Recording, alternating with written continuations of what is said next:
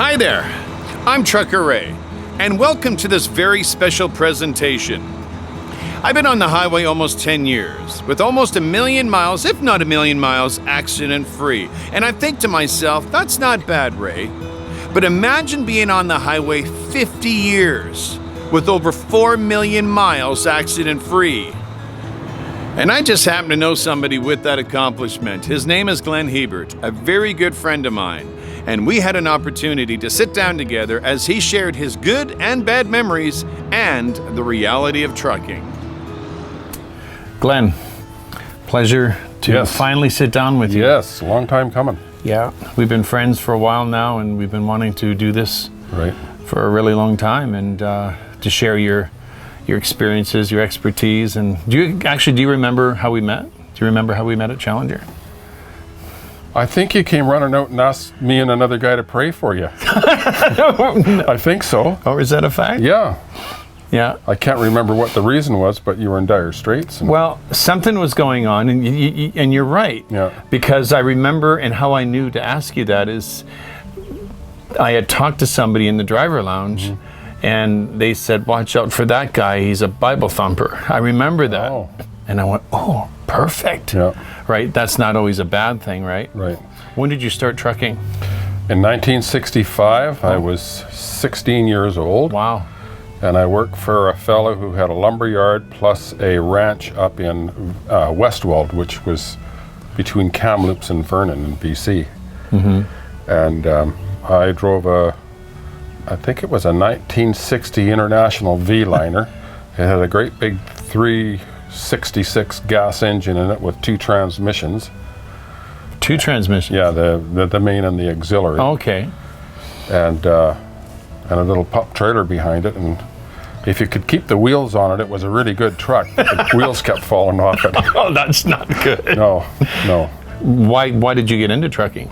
My dad was a trucker, and he drove a milk tank truck, and he picked up from all the farms, and I would go with him all the time. Right. So that's how I got interested in it. But even before that, before I could go with him, because he was a trucker, you want to imitate your dad. So everything I did was a truck. If I was playing outside with rocks and sticks, they were my trucks. And how old were you when you used to go with him? Oh, probably 10 maybe. Really? Yeah, 10 years old. So did your dad actually hope that you were going to do the same thing he was doing? No, I don't think it was even ever talked about. I just enjoyed it just seemed to be like a free kind of life out there, although it was just local. But it was just a lot. Did it pay better back then? Like, I mean, oh yes. For the time, yes. Because I remember being very young and having a friend that his dad was a trucker, and they had everything. They had a house, they had the fancy car, they had the boats, everything. But nowadays, my gosh, you just have to scrape by. Yeah, when we were when I was probably in my mid-20s trucking, I was on the highway by that time. We were in the top 5 paid professions, and that included doctors, lawyers, really, and all that stuff. Yeah, top 5. We made very good money. Yeah, lived high, lived fast. Easy come, easy go. So again, so you said you started when you were 17? 16 years old. Yeah. So you could actually get your class 1 at 16? They weren't class 1s then. They were called chauffeur's licenses, and I had a chauffeur's license for just a small truck. So when the class the class 1 licenses came out, and the 5s and all that, your employer had to sign that, yes, this is what you drove. Really? And it would go back to Victoria. So I'm filling it out for my little 1-ton truck. And he says, go for the biggest one on there, I'll sign for it. So that's what he did. I put the biggest truck down there, he signed for it, and I never even took a road test for my class 1 license. You're kidding. Yeah, it was grandfathered in because we were all driving at the time when it came through. So it was pretty good. So where did you actually drive when you first started? Were you more local, or? Yeah, mostly local, and then I would go up to Kamloops, Vernon, and back again, and basically that was it for a lot of years, but mostly local till I was probably 19, I would say, and then I started, I had a couple more town jobs, and through one of the lumber yards that I worked for, one of the guys that hauled lumber into us, truck and trailer, his name was Ross McLeod. And he took me under his wing, and because I told him, I want to drive those big trucks. Can you teach me? And he said, sure can. The first trip he took me on, I had to phone in sick. Said, can't come to work, I got a cold. And it was in the middle of winter, and we stopped into what was then, it's where the Husky is now in Flood. Right. And there was a little cafe in there. There's been 5 cafes there. I think they all burnt down and they rebuilt. But anyways, this was the original one. And he said, I'm going to fuel the truck up. And he said, go in and order me a hamburger. So I thought, okay. So I got my truck driver wallet on, chain drive wallet, and I got my sleeves rolled up and my cigarette pack in my sleeve, yeah. My sleeve. So anyways, it had started to snow, and this is before the Coquihalla Highway was there. We were going up to Hope Princeton, which in those days... Oh, that must have been nasty. Twisty, windy. So I went in to get into the passenger side. He said, no. I don't train fair weather drivers. You're going to learn to drive. You're going to drive in the bad weather. And I was just shaking in my I know, boots. you must have been nervous, because that's not the most friendly highway in the winter. No, so away we went, and I got up over the, well, it's where the slide is now, but that wasn't there. It was a twisty, windy, and pretty steep hill, and I managed to get it up on top, and I just parked, and I said, I can't go anymore. So I drove back because it was nicer weather, but that's how I got started. I would go with him as much as I could, and he bought another truck to put on with the same company and put me on there, and that was my start of my highway stuff. We went all over BC and Alberta. So how soon, were you driving into your career that you kind of knew? Because generally, if you start driving, you kind of know whether or not this is for you. Whether it's, some people like to say whether it's in your blood or not. How long did it take for you to figure that out? I knew from an early age. Yeah. I believe that drivers are born, not made. Yeah. And you can tell by the serious ones, the ones that are professionals. They were born to be that, just like a brain surgeon's born to be a brain surgeon. Yeah. It's in the blood, and it's almost like God's calling in a way. Yeah. And it was, I knew right from the get-go that that's what I was going to do. Yeah. And I wasn't happy doing it. I tried, the odd little job, and I just wasn't happy doing that. So So was it the local or the long haul that you liked the best? Long haul. Yeah. Long haul, because nobody's breathing over your shoulder, and you don't, So, and it was freedom. You were out on the road, you were by yourself, you were doing your thing. And in those days, there wasn't much, not the traffic that there is now. And you could make pretty good miles and pretty good money, plus the fact there was no logbooks. That was even before logbooks were in. Yeah. So, well, that's funny. Yeah, I guess they didn't have any. How did they keep track of it? They didn't keep track of nothing? They didn't. Was there a lot more accidents back then? Very few. Really? Very few involving transport trucks. There was always car accidents, but... Nowadays, do you think the accidents are because people are behind and they have to rush because they're behind, or what? Because of the logbooks? I still blame these hours. You can get your 36 hours off, and it might be midnight. You're scheduled to go out at midnight, and you're still tired because you've been awake all day. Yeah. In those days, you drove when you weren't tired, and you slept when you were. We always got our loads where they had to be on time, and never ran into any problems. Very, very few problems. So, was the Hope Princeton a regular route for you, Highway 3? Yes, I ran Highway 3 for, I would say, 10 to 12 years. Really? So was there any point in time where you had to chain up every single... Oh, yes. All that, what is there, 4 or 5 chain ups on that route? Yes, you go through 5 or 6 mountain passes going through there, so you could chain up on every one of them. So when you're on your own, this is your first time driving on your own, and it's winter time, what was the feeling when you seen those? I don't know what they had back then. I don't think they had chain up lights. They probably had someone saying chain up, or they put a sign up, or you just chained up because you knew you needed to. What they did is we had light language in the trucks. We didn't even have CBs in those days. Really? So 4-way flashers meant there's trouble up ahead if the truck coming towards you. They blinked their marker lights if they're just to say hi, but usually the 4-way flashers or the headlights would flash, and that meant that there was trouble up ahead. And if it was snowing hard, you pretty well knew where you were going to be chaining up. So, but you'd always try and push it to get through, see if you could do it. But 9 times out of 10 you couldn't. Yeah. So it was just instinct, more or less. More or less, yeah. It's just, and the same route. I mean, you got to know the road so well that, even from here to, I would say, a Soyuz, you can go through 5 weather changes, and it can change every 20 minutes. Where the guys 20 minutes ahead of you are chaining up, you might not.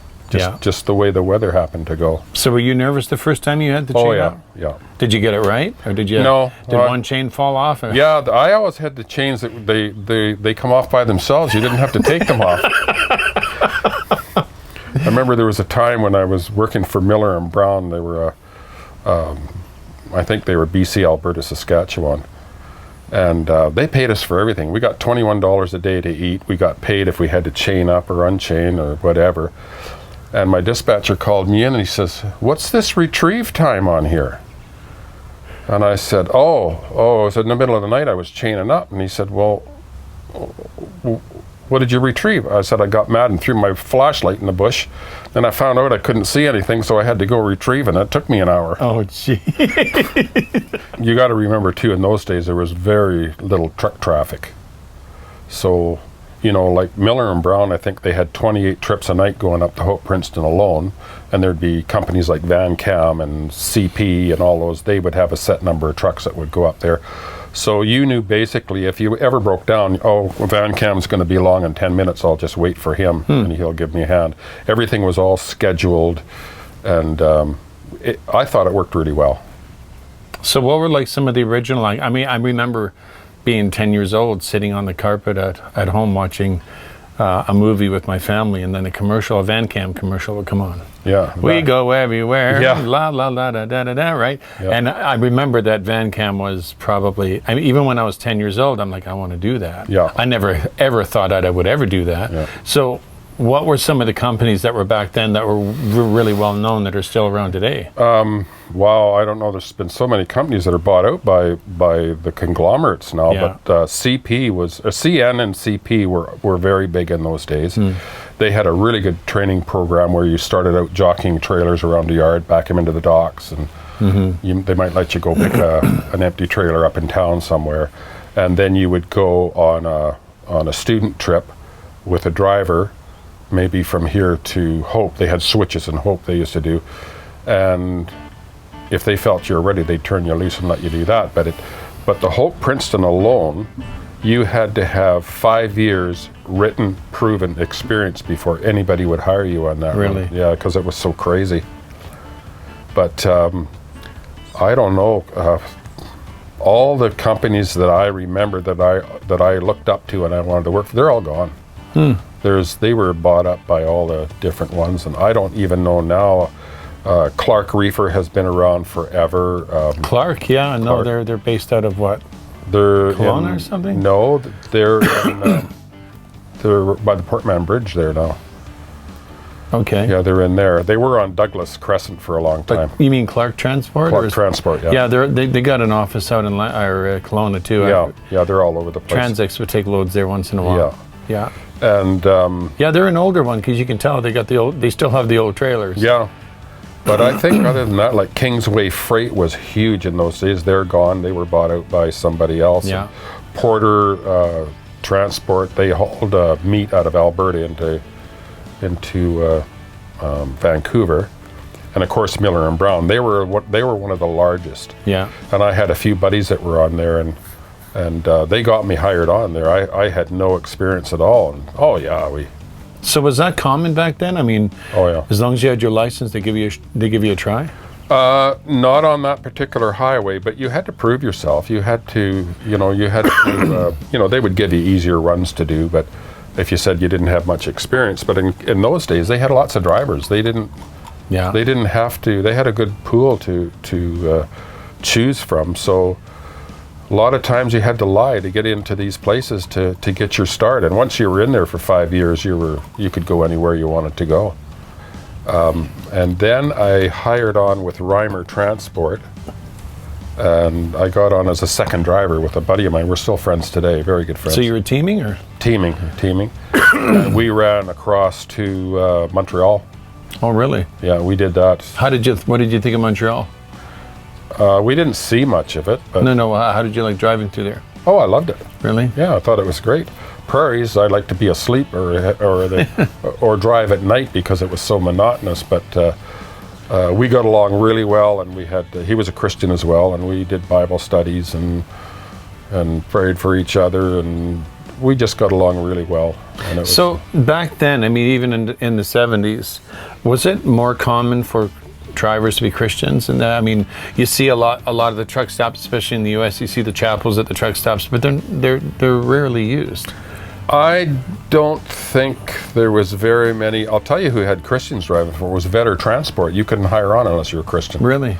Yeah, and they preferably Mennonite. And I remember when we used to stop with the one Vetter guy that we used to run with all the time up to Prince George.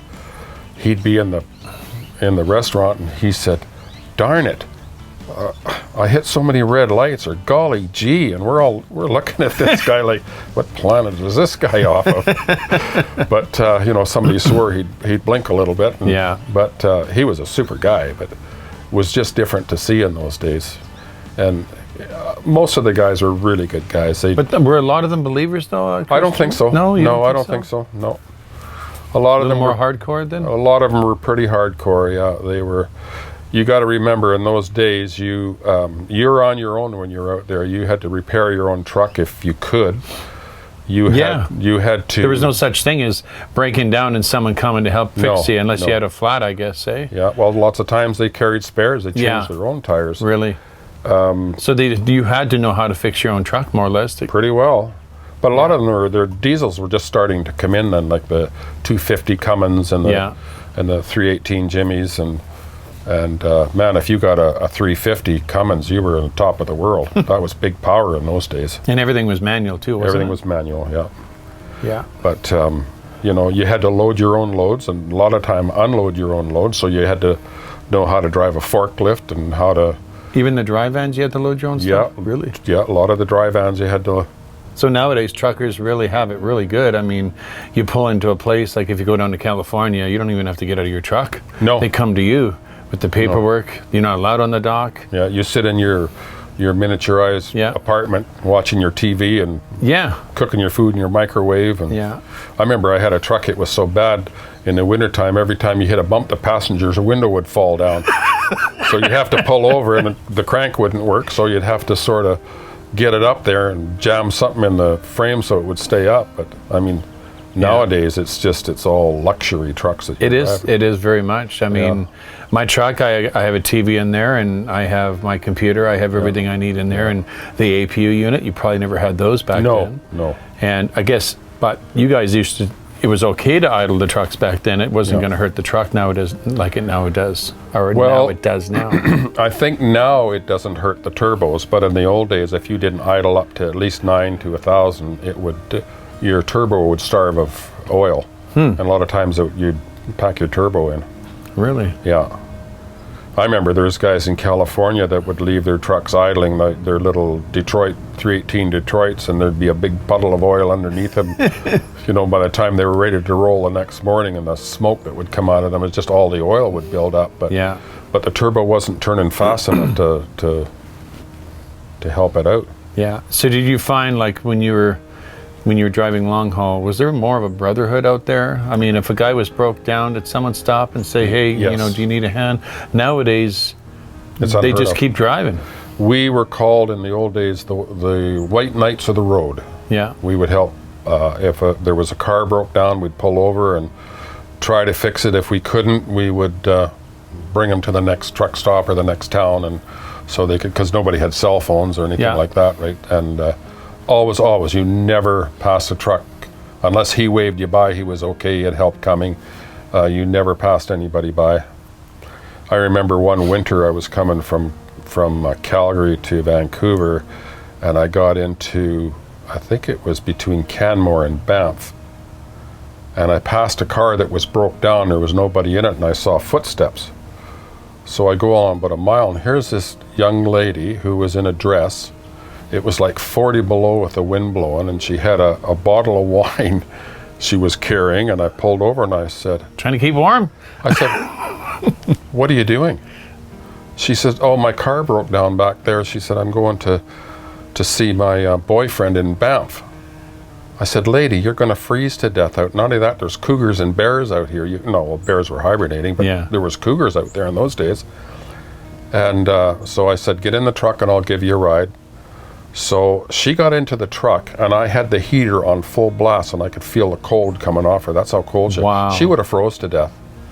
So you couldn't pass anybody up. If they were broke down, it was your responsibility to help out. And the companies never said a word to you. They had a no rider policy, but in those cases it was considered emergency. Yeah. When you started actually doing long haul and doing it like all the time, how old were you, like in your early 20s? Early 20s I started long haul, and most Did of you it, have any family, or just? Yes, I was married, and I had Really? I had 2 kids. That young? They were young. Yeah. How did that work out? Well, Having to do that. I don't know. I was gone all the time. Okay. But No. What I mean is, how did that relationship work that you were doing long haul? it didn't last. Yeah. And a lot of times you find the old-time drivers, they went through 2 or 3 marriages because, and a lot of times it wasn't your wife's fault, because they were just tired of being alone. Yeah. And a lot of times, just when you think you're coming home, oh, by the way, meet up with so-and-so and switch trailers because he's got to come back to the shop. So you never knew when you were very going to get unpredictable. home. Yeah, very unpredictable. Whereas now you got to have your home time, and they seem to accommodate you pretty good. But in those days, it was the loads have got to get through, get it there. Yeah. And some guys, I guess, would be fortunate enough to have a very understanding wife that would understand. I guess a lot of guys did take their wives with them too. Yeah.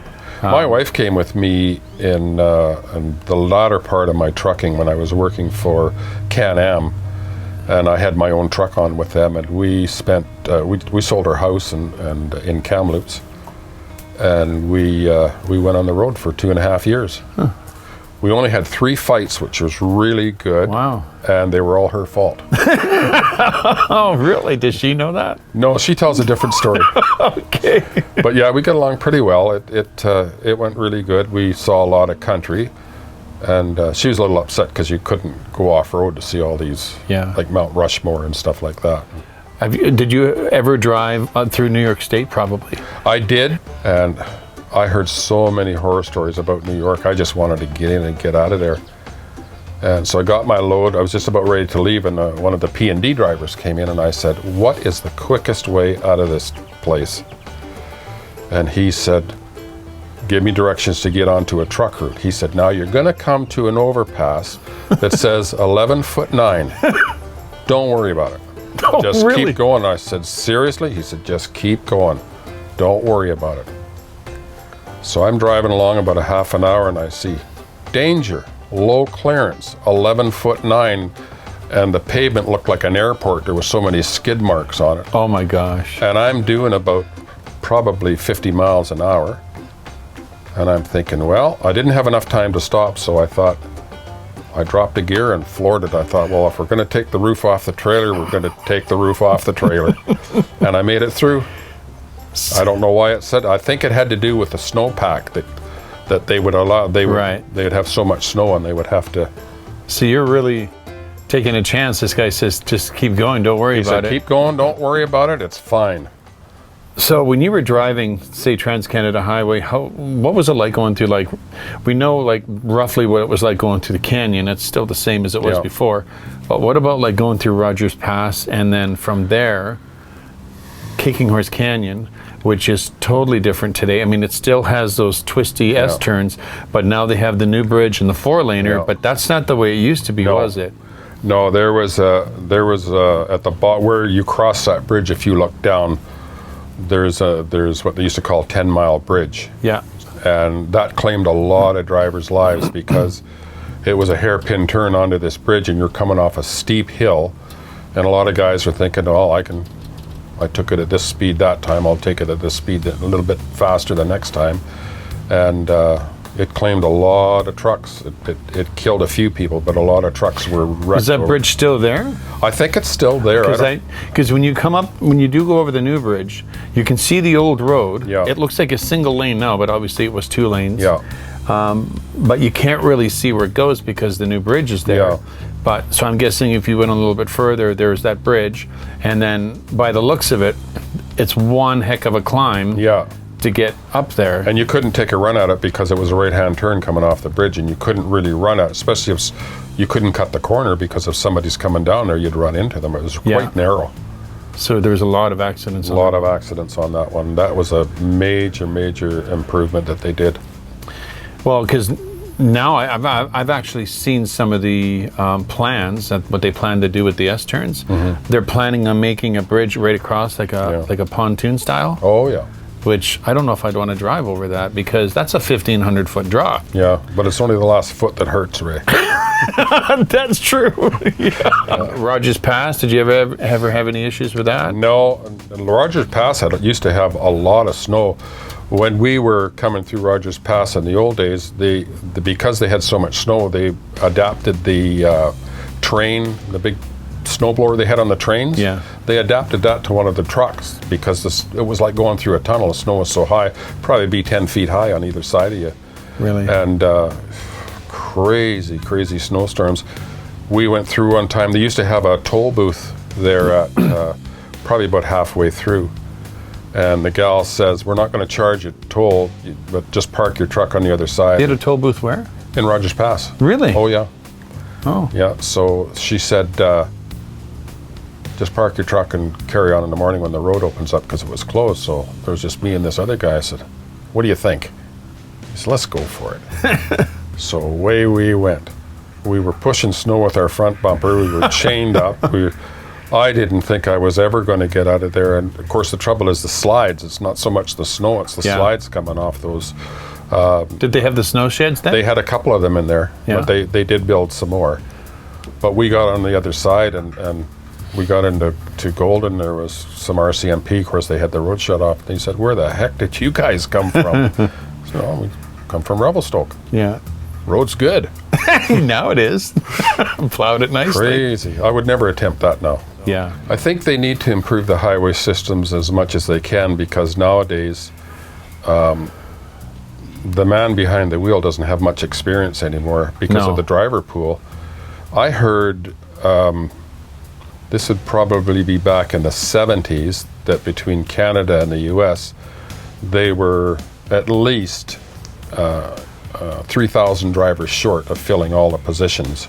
And now that's even gotten worse. So because you have the inexperience behind the wheel, you have to improve the roads or it's just not going to work. Well, there's a lot of companies in BC, in Alberta, that are hiring a lot of guys overseas. Yes. Guys that never even seen snow before. Yeah. And they put them behind the wheel. And I feel bad for these guys, because in the wintertime, when it comes time, like if we're in Box Canyon, when's the last time you've been in Box Canyon? I was through there not too long ago. Okay, I really liked do you see what they've done there? Yeah, it's a good change there. It's the size of a Walmart parking lot. Yeah, yeah. But when they had the other Box Canyon, you could fit, maybe 10 trucks in there, and that was it. Yeah.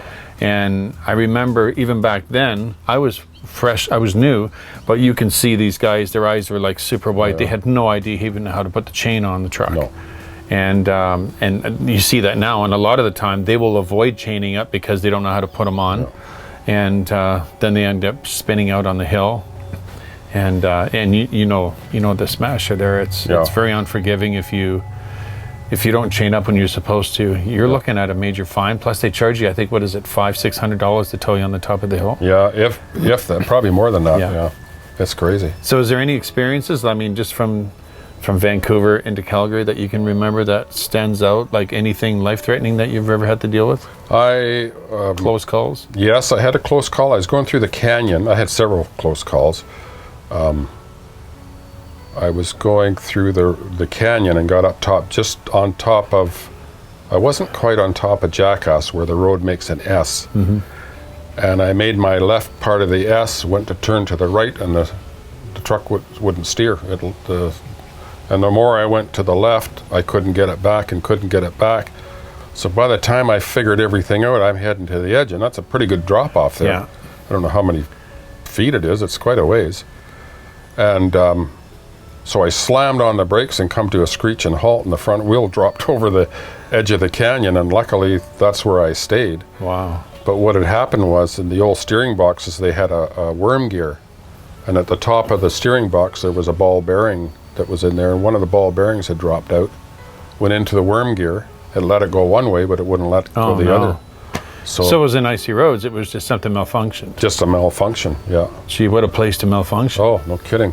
And the funny part about it, Elton John was playing on the radio, "Someone Saved My Life Tonight." Really? I thought that was a riot. So that song has special meaning to me. I guess so. Yeah. Yeah. Well, you were also telling me before when we first met that you had a really good friend of yours that ended up dying on the highway. Yes. I call him Big Al. I wrote a song about him. I have a CD out that I did, and I wrote a song about him. And he was just one of these guys that you loved him the minute you seen him. And I called him Big Al because he was like, I don't even know if he got to 5 foot high. Were you guys really good friends? Really good friends, yeah. I was out on the highway, just me and my truck. And things weren't going too well. You might say it was down on my luck. The old CD was blaring away on channel 19 when this trucker's voice came on the radio line. And he said, "Breaker 19, how about that rig that just passed me by? Big Al's the name. Kick it on back." Well, I said, "You got it, Big Al. 210 Glen's the name." He said, "I have a friend I want to introduce to you. His name is Jesus, and he's got a perfect plan for you." Christian brother, and we visited all the time, his wife and my wife and us, and we had I can't remember the circumstances, but we had met up in Kamloops because we both lived in Kamloops, and he was taken off to Alberta and I was going to Vancouver and then back to Alberta. And I got home from my trip, and one of the fellows we went to church with called me, and he said, "I'd like you to sit down." And I said, "Why?" And he said, "Just all right, sit down and let me know when you're sitting down." And I said, "Why?" And he said, "Al got killed in a truck crash." Well, I said, "Tell me more about this friend of yours, Jesus." "Buddy," he said, "there ain't a road or a town where we ain't been. And no matter what the situation, Jesus has always seen me through. And he can do the same for you, if you let him." And I was speechless. What had happened was he was going west out of, is it Donald Pass? Is that Donald at the bottom where you go where the scale is when you're going west? And as you climb up one of those hills, when you're coming down, I think it's a 60-click corner or 70-click corner. And there was a young fellow driving for, I don't know if it was CN or Pure Later or one of those. Anyways, they figured he was doing 90 miles an hour. Really? And the truck flipped, and the top right corner went through the driver's side of my buddy's truck. And he was killed instantly, and his brother-in-law was, he's going to be in the hospital for the red. So he was with him? He was with him, broke every bone in his body. And so I had a CD that I was working on, and I thought, I'm going to write a tribute to him. So I wrote a song for him, and it took me 3 years to write it because I get to the part where he died, and it would just choke me up. Today I'm barreling down the Fraser Canyon when I see an old buddy of mine. "Hey, White Knight, how about it?" He said, "Glenn, did you hear about Big Al?" I said, "Well, what's that little man up to now? Has he got a tent revival going on in some truck stop parking lot? Or maybe he's trying to save the government and that whole darn lot." "No," he said, "Big Al got killed in a wreck about a week ago." And even today, when I think about it, I still, if I let myself go, I could probably have a good cry. But he was just one of the nicest guys you'd ever meet, and it was just such a shame that Inexperience killed him, and that's basically what it was. And I feel the speed limits are like for the trucks, they let them get away with too much. If you go 10 miles over the speed limit, that's one. But when you're doing 90 miles an hour in a 45 or 70-click corner, what's that, 45 miles an hour, Yeah. There's something wrong. There's some areas where, as you know, when you're going through you pass Sorrento and you're going through Sycamoose and Salmon Arm area where you have a lot of those really tight little turns, especially just outside of outside of the little town, just west of Sorrento, Chase. Chase, yeah. And it's 90 kilometers an hour through there. I still think that's too fast. Yeah. Because these guys come flying around the corner and they're in your lane. If I've noticed that if you don't learn to drive on your fog line, you're going to end up losing Exactly. it. And it's scary. Or over the fog line. Yeah, you got to be on the fog line and over it to protect yourself. And unfortunately, they don't clamp down on it, and people are dying all the time. Well, it seems to me that the professionalism is long gone. I don't think there's anything to do with professionalism. It's just a job now. It's just a job, just a paycheck. And in my day, if I would have done something like that, the first truck stop that old Henry Joe or Bill saw me, they'd cuff me upside of the head and say, the next time you do that, you won't be driving. We'll make sure of it. Yeah. And I had a lot of guys that I looked up to. There was the one guy, his name was, I think his name was John Henry. I can't remember. Now it's like been 50 years ago. But you followed that guy, his trailer never crossed the line. Didn't matter how tight that, and he'd motor pretty good. And I could never get my trailer to stay in that line when I was following him. And my goal then, I looked up to this guy so much, my goal then was I wanted to make my whole trip without that trailer crossing the line. And eventually I learned to do it. But all the old timers, the old professionals, they're long gone now, and it's just a paycheck now. Do you remember the Skyline Yes, restaurant? I do. Yeah. What memories do you have of that place? Like, was at one point in time, was that place really booming? Oh yeah, they had a full truck shop there. They had a restaurant, a laundromat, and they had a bakery there to die for. And good meals, and you pulled in there, you could buy these great big pies with meringue this high on the. Yeah. It was an awesome place it burnt down a couple of times. Yeah. And the one that you remember, I think they had or I don't know if you were on the road then, but they had like a motel in there. You could the drivers, they'd let you go up there and sleep for free. Well, I remember I'd rather stop there than in Sycamoose because the Husky is always just packed, and I hate sharing bathroom with 500 different people. Yes. And so I'd pull into the Skyline, and one of the things that I really enjoyed was waking up in the morning, going in, and they had their wood-burning fireplace going. Yes. Oh, it just smelled so good in there. Yeah. The waitress was great. She plopped down this bacon and eggs and hash browns, more than I can eat. Yeah. And just a great deal. And I used to hit that place probably at least once a week. Yeah. And I had some run. I think I had a run into Winnipeg, and then I was on my way back. And as I'm driving through there, I was going to stop in. And as I'm driving by, I'm seeing, getting close, I'm seeing the smoke just billowing up into the air. And I'm thinking to myself, I didn't think anything of it, right? Until I got closer. I'm passing by, and there's a Skyline just on fire. Yeah, nothing. Fire trucks everywhere, and I'm thinking to myself, you got to be kidding me. Yeah. I finally find a place I really like, and since then there really isn't any other place that you can stop between Vancouver and Calgary. We can stop and get a meal. It's almost like you see a lot more of those places in the US. I had a truck stop down in Oregon. I don't know if it was Bend, Oregon. And I got up early to go to work, and my wife never wished me happy birthday, so I was sulking the whole way. So I stopped at this truck stop, and I went in there and ordered my meal, and I'm down in dumps, and the waitress says, "What's the matter, honey? Look like you lost your best friend." And I said, "No, it's not like that. It's my birthday. Nobody remembered." And so she goes away and comes back with this little cupcake with a candle on it, sets it in front of me, and sings me happy birthday. Oh, that's and I thought sweet. that was pretty cool, you know.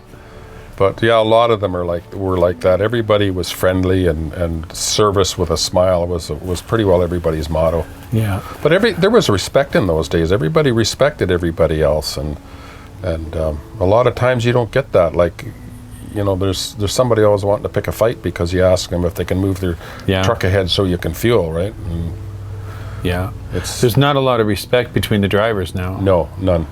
So you've driven BC, Alberta. You've driven, obviously, I know probably not a whole lot to say about Saskatchewan and Manitoba, but what are your experiences of dealing with Ontario and, say, Quebec? Have you been further east than that?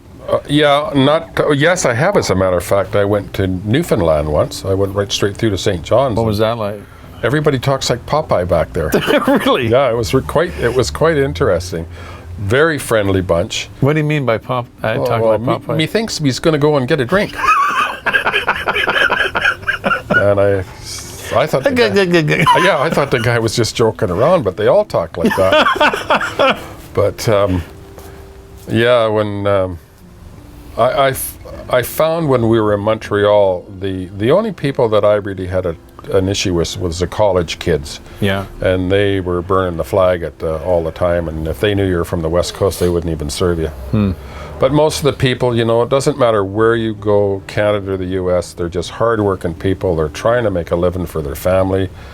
And I had some really, really good experiences. I had people, when I was broke down, they would take me in and feed me dinner and give me a place to sleep. And I mean, they didn't even know me from Adam. And well, the nice thing about this, one of the positive things that's come out of this COVID-19, there's several occasions where I've been down in the US where a lady, there's this one time, I still have the box in my truck, this lady was just walking to all the pumps and she was handing out cookies to the truck drivers and little cards saying thank you for what you do.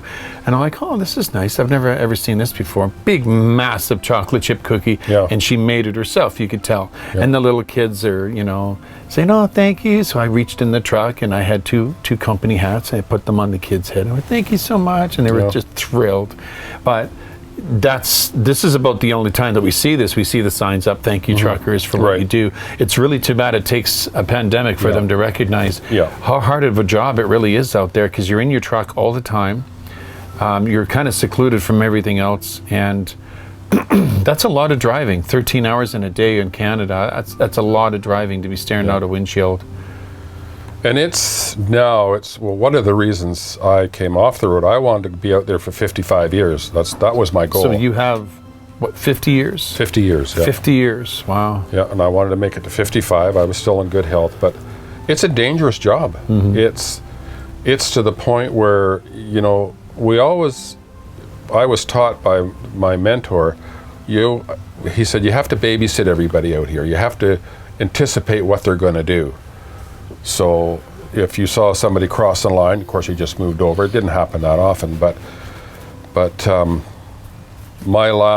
when I made my decision that this was it, I almost had 3 head-ons with different big trucks. Yeah, I think passing when they shouldn't have, and and I thought, rather. I remember having a conversation with you. I remember you telling me, like, I think that I'm looking for something in town or something because this is getting too dangerous. Yeah, I thought, well, rather be brought home in a body bag or parts missing, I think I'm just going to call it. Yeah. I always, actually I prayed about it. I said, Lord, I would like to know when it's time to leave. I don't want somebody to ask me to leave because I'm having too many accidents or too many tickets or not getting my freight there on time. I always wanted to be the one to know when it was time. And it was time. Yeah. And I haven't looked back. I was a little sad when I turned my Class 1 license in. It was Oh, really? You did that, eh? I did it because... Now you know that it's done. Yeah, it's over. I can't, because I probably would have gone back. Really? But it was probably one of the saddest days in my life. I mean, 50 years as a driver. Yeah, that's a big part of your life. I think there was probably... 4 million miles involved in there somewhere along the line, and no major accidents, a few tickets, but nothing to speak of. But it was a good run, but it's just nowadays, it's just you're taking your life in your hands when you're out there. 9 or 10 o'clock rolls around, it starts to get dark. I mean, obviously in the summer or in the winter time, you can't quit at 4 because it starts getting dark. But once it gets to the point where people start nodding off, that's when I shut it down because not only does it get colder at night, it gets icier, especially in the wintertime. It's just more dangerous. I mean, I felt a lot safer driving in the U.S., like you said, because of the interstates. Yeah. And you have a better chance. You don't see any accidents down there. Yeah. I've been down there. I've seen a few trucks on fire going up hills, but I've never seen any major accidents down in the U.S. in 3.5 years. But as soon as I come into BC and start heading to Vancouver, Yeah. this guy's in a ditch, that guy's in the ditch, this guy's in a ditch. It's crazy. Well, I think they need to go back to, because of the traffic volumes now, they need to go back to where they train people properly. Yeah. Like, I wanted to end my career by going into a classroom and saying, okay, anybody can get into truck and get it going. You got to know how to stop it, and you got to know what it takes. Like, in any given situation, if you have to stop and think, oops, what do I do now? It's too late. It's already happening. Whereas if you invest the time into it and pay attention, you automatically know what your truck's going to do before you even ask it to do something, right? So when you decided to get out of trucking, is there a reason why you didn't go into like work for a driving school and teach people what you've learned? Couldn't get into them. I tried several times. I mean, 50 years experience is a lot to offer somebody. And I tried a driving school, and I think they thought I was too old, that they wouldn't get their money back from me, because they have to train you and put you through all this stuff, even though you've had 50 years worth of training. Yeah. But no, never got anywhere. Really? Yeah, I think because I was the age that I'm at, they didn't. Well, maybe it was the Lord had other plans for Yeah. you. Maybe he figured, nah, Glenn, you're done with that now. Yeah. You've done your thing. But that still must have been really hard. You spend 50 years on the road, and then even when you're off for like a month and you're settling in, you're like, did you miss the road? Did you miss being out there? You know what? I didn't this time, but there was a time. I got to tell you this funny little story. My wife and I were in Vernon. We were just taking a little weekend off, and we got booked into our hotel and said, oh, let's go have a bite to eat. So the restaurant was right on 97, Highway 97, right in town. And I'm sitting looking out the window. My wife has got her back to the window, and I'm watching all these big trucks go by, and some were pretty and some were needed a wash job. And I said, honey, do you think there's ever going to be a time when I don't wonder where they're going to, where they're coming from, what kind of an engine they got, what power they got, all that sort of stuff. And then I hesitated, and she said, no, I don't think so.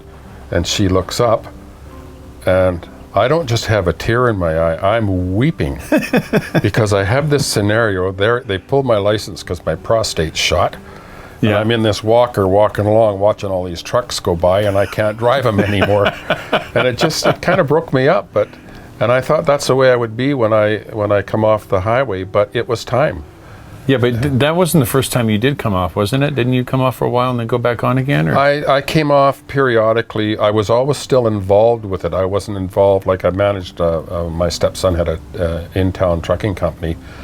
But we had a Kenworth there that I would still go out on road trips. So there was short periods of time, but in town drove me nuts. Yeah.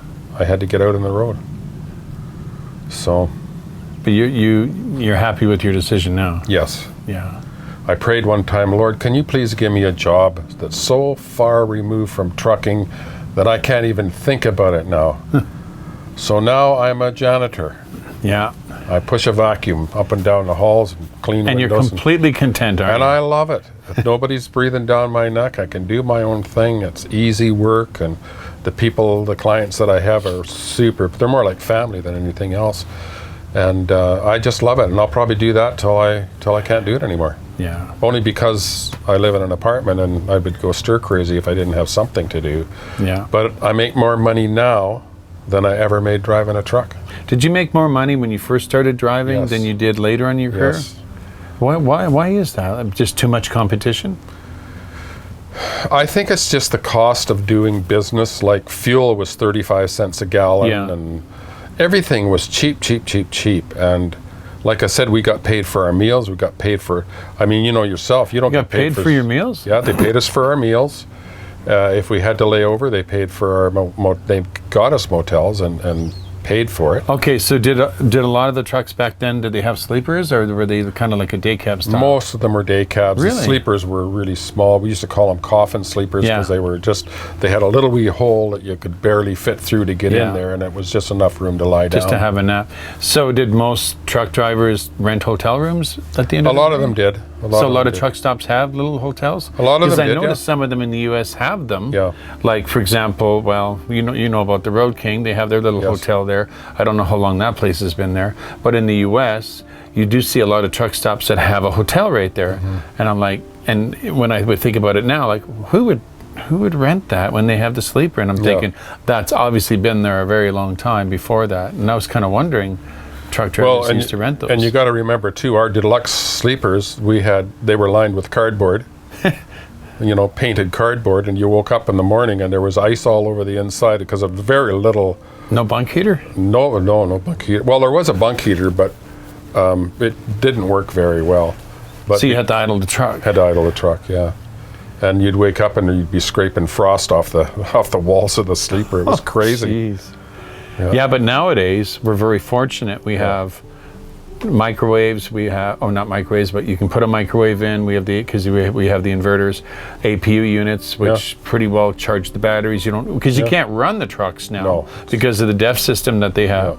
The DPF system, it's just no good for it. You can't idle it, which is totally reverses everything. And we're kind of living in luxury now. But when you're driving down in the U.S., what states have you driven all the states? All the states. Yeah. What about Alaska? I've been all but to Alaska. I've been to Dawson Creek. Yeah.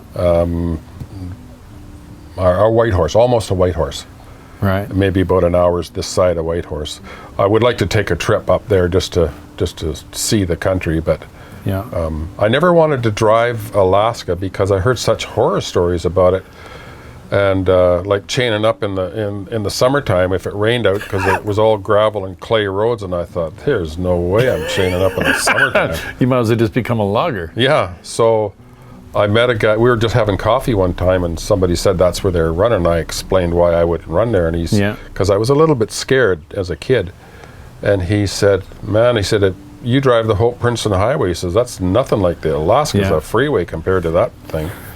So I never did try it. I just wasn't that interested in going up there. There again too. It's like the Ice Road Truckers. You're on your own. And in those days, there wasn't the traffic up there that there is now. Yeah. So what area was your favorite place to go out of all of North America? What was your favorite route? I like running from either down to California, Texas, and then over to Toronto and then back. That's what I like. So California to Texas, so I'm guessing you probably drove Route 66. Yes. So that was what, just 2-lane? There's a lot of it's 2-lane, yeah. And that went from what, California to Chicago or something? All the way through to Chicago. Wow. So have you driven that whole route? They had a lot of freeway there even back then. There was bits and pieces of it that I can remember. It's been so long ago now I can't. But it was still there when you were driving? Yeah. Route 66. Yeah, a lot of history with that highway. Yeah. I love running the U.S. because the prices are so great. I remember I pulled into Nevada to Vegas, actually, just one of the little outskirt casinos. And I put a $5 bill on the table. I ordered a steak dinner and said, I'll have a pint of beer. So she gave me $4.75 back in change. And I said, did you make a mistake? And she said, no, why?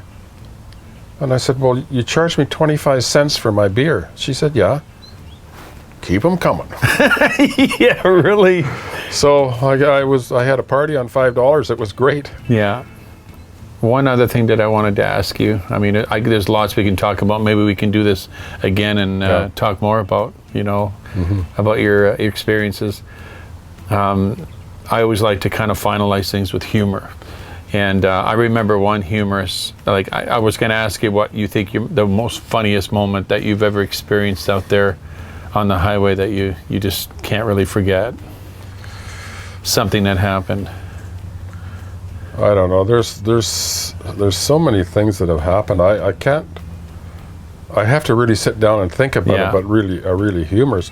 One of the funniest things that happened was when one of the trucking companies I was working for, they decided they're going to have everybody do a road test with the road supervisor. Yeah. And it was in the middle of winter, and we were running team, and the supervisor was sitting in the jump seat, and it was a bad night. Stopped on the top of the hill up above, what's the brake check just outside of Banff there? Well, you talking about Field Hill? Field Hill, that's the Okay. one. So anyways, I said, did I pass?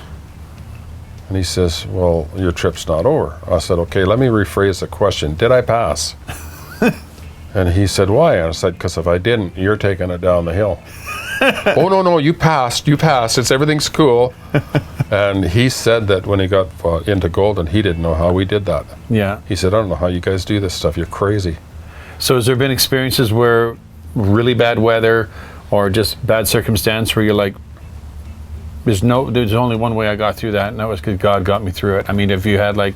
Yeah, there was one that I still to this day, I wonder, it had to be a God thing, because I was going through Oregon Jacks, coming down Oregon Jacks, you got those twists and turns. And I come through one of the turns, and there's a truck passing a car in one of the turns. And there's hardly enough room for 2 trucks, and there's a wall on either side where they've cut through the mountain. And all I could say was, Jesus save me. Yeah. We didn't even click mirrors. Wow. I don't know how it happened. Everybody got through. The car was okay. The other truck was okay. I honestly don't know, other than it had to be a miracle. That was one of the biggest things and I'll probably remember it to the day I die, because logically we should have had a head-on collision. Yeah. And you couldn't go over to this side because the rock wall was there, and the car couldn't go over to the other side because the rock wall was there. Yeah. And in those days it was quite a narrow road. But it's only by the grace of God that it happened. One thing that always makes me laugh, and that's when we were working at, but there was one incident on the loading dock. You were taking a load to Calgary. Tell us about that. It was a load of ice cream, and there was they decided to throw a little bit of freight in there, so they're hauling the ice cream out from the freezer on the dock into the reefer trailer. And they said, we got to fit some of this freight in. So they pulled all the ice cream. Was it frozen freight? No, it was just LTL. So, which didn't make sense to me, because it could have gone in the back, but for whatever reason, they pulled the load out and put this stuff in the front. And In the nose? in the nose, they put the LTL in the nose and put the ice cream in the rear. So there wasn't very much, maybe 10 feet of freight or something. That's why I don't understand why they didn't put it on the back, but I'm just a truck driver, what do I know? So anyways, it's like 90 degrees outside, and I see this little white river running across the dock, and it's coming from the ice cream. And I said to the guy, do you know all this ice cream is, and the skid's kind of getting squishy. Yeah. I said, do you know this ice cream's melting? He said, I don't care. I said, well, buddy, if you don't care, I don't care. And it went to I never did hear whether they rejected the load or not. But what did he tell you, though? When the It'll refreeze. It'll refreeze. It'll refreeze. Yeah, I'm thinking, okay, so if you're ever in the store and you go to pick up some ice cream and the container part's all squishy and looks like it's been run over, that's probably what happened. That's hilarious. Yeah. If you don't care, we don't care. That actually became a little bit of a slogan that we were using. We use that at a lot, yeah. I don't care. Well, buddy, if you don't care, I don't care. Yeah, that's funny. Yeah. Well, Glenn, what kind of advice could you give a new driver, someone that's just getting into this industry, and what should they? Yeah, what kind of advice would you give somebody? I think if you're especially if you're young and starting in this, you got to be serious about it. It's not a job that it's a lonely job. You got to know that your social life is not going to be there. Family life, if you're on the highway, is not going to be there. And if you're going to make it a career, start off as a professional and end as a professional. Do the speed limits, do what you're supposed to do, obey. Some of the guys are saying they don't like all these rules. They're there for your safety as well as the public safety. Be thankful for the scales and the road checks, but Yeah. it's because of those that we have brand new equipment that we drive, because they're not getting away with shoddy equipment. That's very true. Yeah, but the biggest thing is I don't think this job can be done without the Lord. It's that dangerous. That little mishap is just an example that's unexplainable. And there's several other things that happen I can't bring to mind, but some of them I just think, how did I ever get through that? I was in Challenger in the driver room one time, and it's really strange when you get to be an old-time trucker and you walk in the driver's room, everybody shuts up because they know that you know that they're telling stories. So they start talking, and I says, anybody know Jesus in here? And it was like a deer in the headlight look. And I said, come on. I said, how long you guys been driving? Well, I've been driving a year, I've been driving a couple of years. And I said, so you mean to tell me that you've been out on the road in the middle of winter and you haven't asked for help? Because I don't believe you if you say you didn't. So I've always been very fortunate that I've always had the Lord riding with me, and there's been times when I should have been killed. I should have not made it back from the trip, and it's only by the grace of God. And I said to one of my friends, I don't think God really does miracles anymore. And he said, but look at you. You go out on a trip and you come back home. You go out on a trip and you come back home. And I would say that if somebody's starting out, if you're not going to take the job serious, don't do it. Because you not only endanger your life, you endanger somebody else on the road, and it's a little late after the fact if something happens because you weren't serious about your job. Yeah. But they're calling us professionals for a reason. Yeah. Because we need to be professional out there. Yeah. Yeah.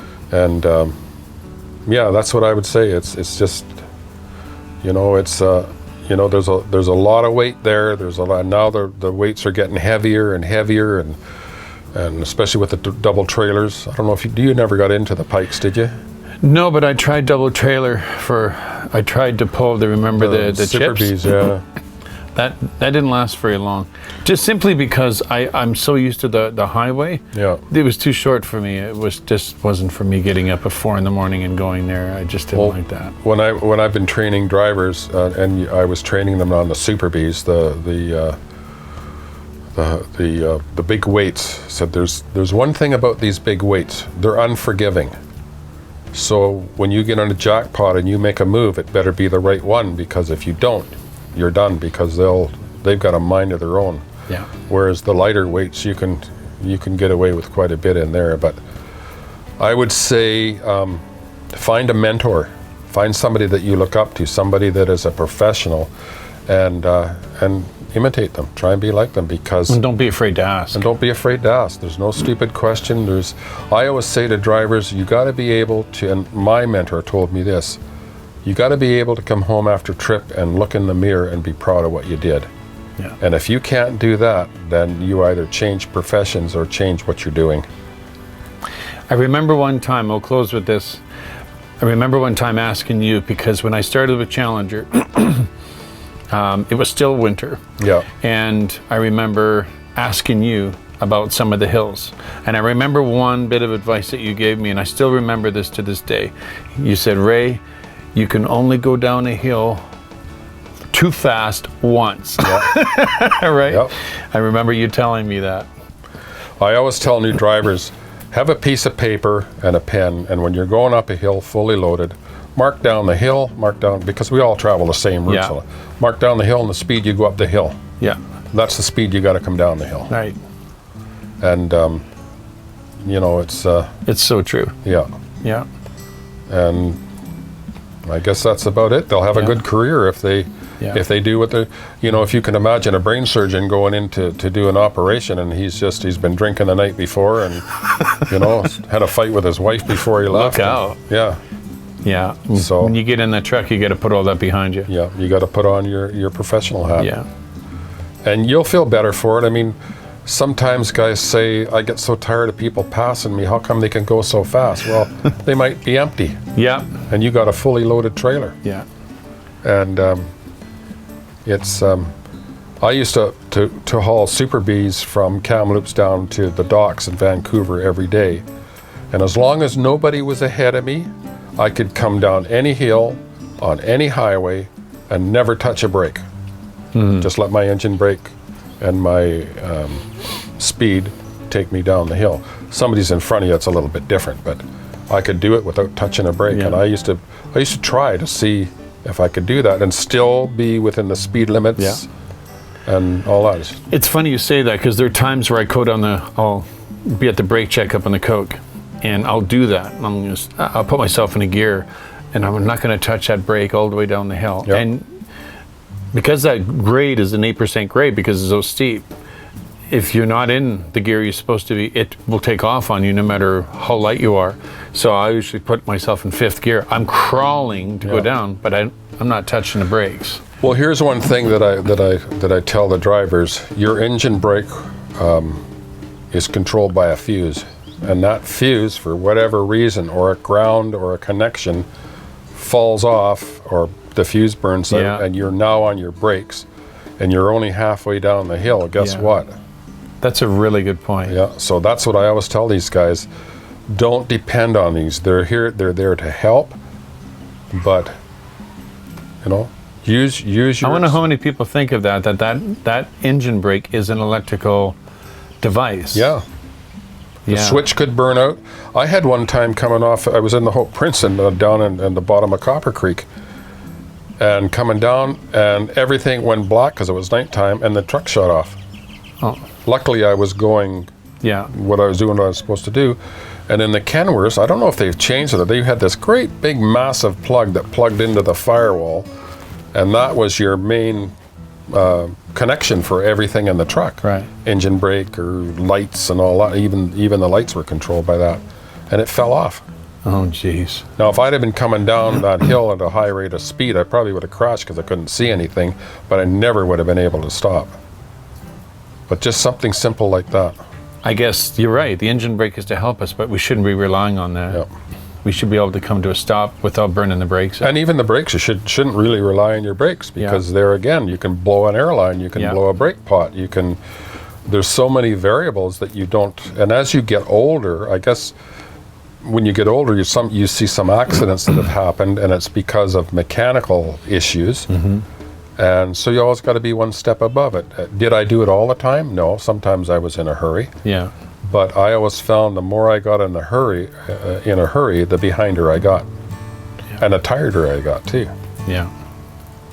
But, well, Glenn, it's been a pleasure. Yeah, it was great. Thank you for your wisdom. Yeah. Maybe we can do this again, or even do a Q&A or something with the viewers. Wouldn't that be nice? Yeah, that'd be fun. Yeah. I was out on the highway, just me and my truck. And things weren't going too well. You might say it was down on my luck. The old CB was blaring away on channel 19 when this trucker's voice came on the radio line. And he said, "Breaker 19, how about that rig that just passed me by? Big Al's the name. Kick it on back." Well, I said, "You got it, Big Al. 210 Glen's the name." He said, "I have a friend I want to introduce to you. His name is Jesus, and he's got a perfect plan for you." Well, I said, "Tell me more about this friend of yours, Jesus." "Buddy," he said, "there ain't a road or a town where we ain't been. And no matter what the situation, Jesus has always seen me through. And he can do the same for you, if you let him."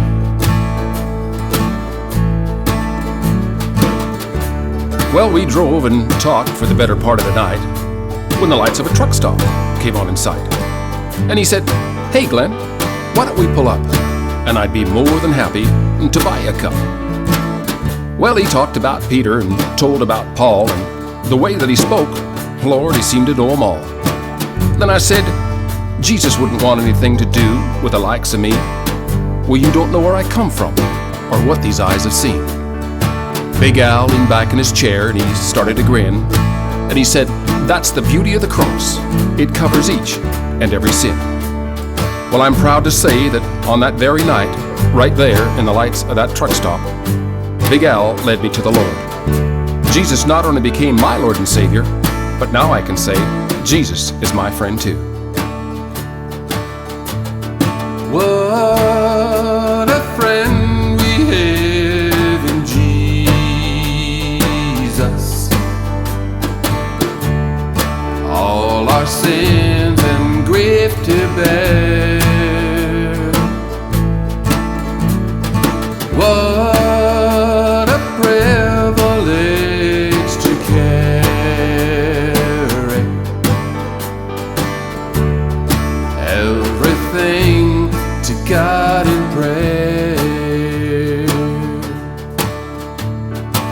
Well, seasons come and seasons go, and the changes they bring, we just never know.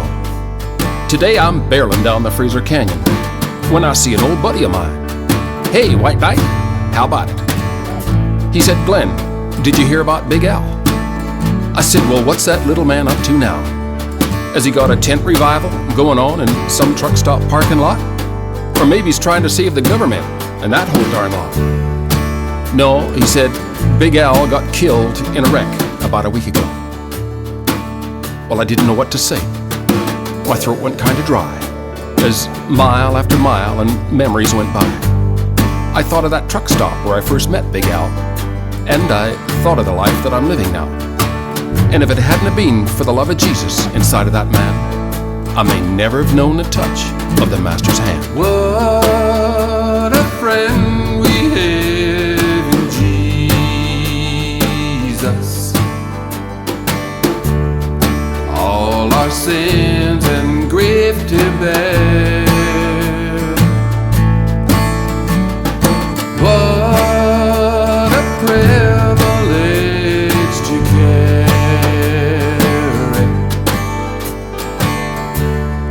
everything to God in prayer.